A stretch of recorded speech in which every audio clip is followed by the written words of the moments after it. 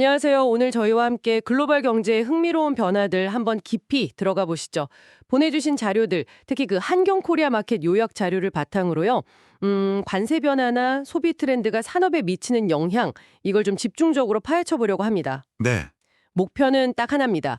복잡한 내용 속에서 당신께 정말 중요한 핵심, 그걸 명료하게 전달해 드리는 거. 자, 바로 시작해 볼까요? 네, 좋습니다.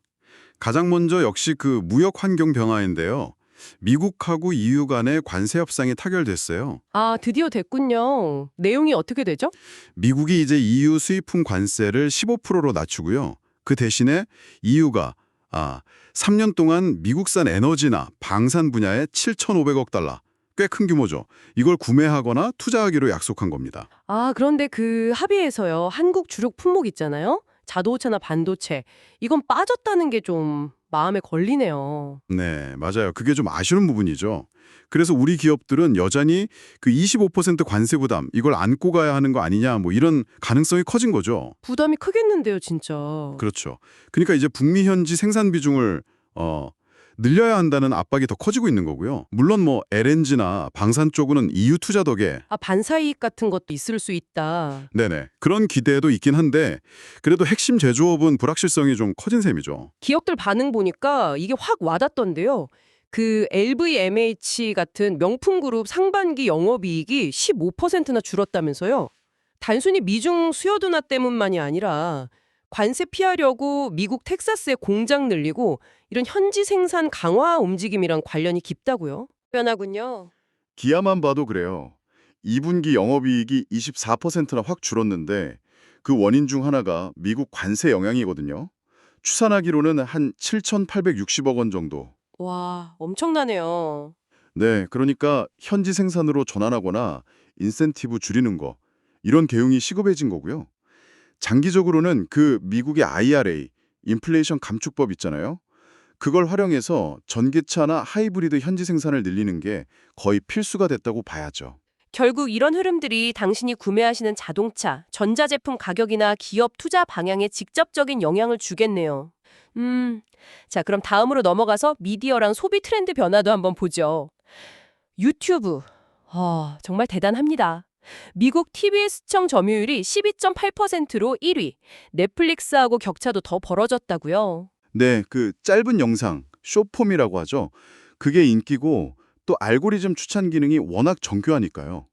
광고주 입장에서는 이게 광고 효율, ROAS라고 하는데 그걸 높이기 좋고 또 CTV, 커넥티드 TV 시장 진입도 상대적으로 쉽다는 장점이 있죠. 크리에이터 생태계도 탄탄하고요. 그렇죠. 비용 효율적인 면도 있고요. 소비재 쪽으로 가보면 K-뷰티 시장 변화가 아주 드라마틱해요. LG생건이나 아모레 같은 전통 강자들이 좀 주춤하는 사이에 그 APR 같은 신생 브랜드가 엄청 빠르게 성장해서 시총까지 역전했다고요. 이게 그냥 온라인 판매를 잘해서 그런 걸까요? 음, 온라인 집중이랑 빠른 트렌드 대응 능력, 이게 핵심인데요. APR 같은 회사들은 주로 ODM 방식을 써요. 제품 개발 속도를 확 높이고 유행에 되게 민첩하게 반응하거든요. 아, ODM으로 속도를 내는군요. 네. 그래서 기존 대기업들도 이제는 M&A나 CVC 투자 같은 걸로 젊은 감각을 좀 받아들이고 Z세대 공략도 하고 또 요즘 중요하잖아요. ESG, 리필이나 리사이클링 같은 것도 신경 써야 하는 상황인 거죠. 명품 시장도 좀 비슷한 분위기 같아요. LVMH 실적 부진 마이너스 15%? 배경에 그 계속된 가격 인상 때문에 네, 맞아요. MZ세대 이탈도 있고 또 조용한 럭셔리라고 하죠. 그런 트렌드도. 그런 트렌드 변화까지 소비자들이 이제 명품을 보는 시각 자체가 달라지는 건가요? 네, 그렇죠. 약간 가치를 두는 방식 자체가 변하고 있다고 봐야 할 것 같아요. 무조건 신상, 이게 아니라 희소성이라던가 지속 가능성, 아니면 개인적인 만족감, 이런 걸 더 중요하게 생각하는 경향이 보입니다. 결국 당신이 정보를 얻는 방식, 예를 들어 유튜브 같은 거요. 거기서부터 제품을 선택하고 소비하는 기준까지 모든 게 다 변하고 있다는 거죠. 그렇군요.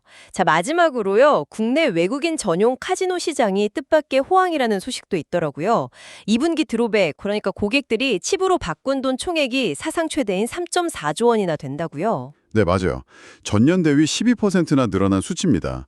아무래도 중국인 관광객이 늘고 또 무비자 입국 추진 같은 기대감이 크게 작용한 것 같아요. 성장세가 뚜렷하네요. 네, 근데 리스크도 분명히 있어요. VIP 고객들은 늘어나는데 수용할 시설이 부족할 수도 있고 또 중국 정부가 해외 도박 단속을 강화할 가능성도 있고요. 일본 오사카에 또 대형 IR, 복합 리조트 들어서면 경쟁도 심해질 거고요. 아, 그런 변수들도 있군요. 이게 계속 갈지는 좀 지켜봐야겠네요. 그렇죠? 네, 오늘 쭉 살펴본 내용들을 엮어보면요. 결국 규제와 관세 변화, 그리고 소비자 행동 패턴 변화, 이 두 개의 큰 흐름이 서로 막 영향을 주고받으면서 자동차, 명품, 뷰티, 미디어, 카지노까지 정말 다양한 산업의 판도를 바꾸고 있다. 이렇게 정리할 수 있겠네요. 네, 핵심은 그거죠. 변화 속도가 워낙 빠르니까 환경 변화에 민첩하게 적응하는 빠른 배가 유리한 국면이다 이겁니다. 앞으로 당신께서 경제 뉴스를 보실 때도 그냥 개별 사건만 보지 마시고 이런 큰 틀의 변화 속에서 그 의미를 한번 파악해 보시면 좋을 것 같아요. 네, 좋은 말씀입니다. 마지막으로 당신께 한번 던져보고 싶은 질문이 있습니다. 이 관세 장벽 때문에 기업들이 현지 생산을 막 늘리잖아요. 근데 이게 아이러니하게도 글로벌 공급망을 더 조각내고 결국 우리가 오랫동안 경험했던 그 세계화 흐름을 거꾸로 돌리는 이른바 탈세계화를 더 빠르게 만드는 건 아닐까. 이 점에 대해서 한 번쯤 생각해 보시면 어떨까 싶습니다.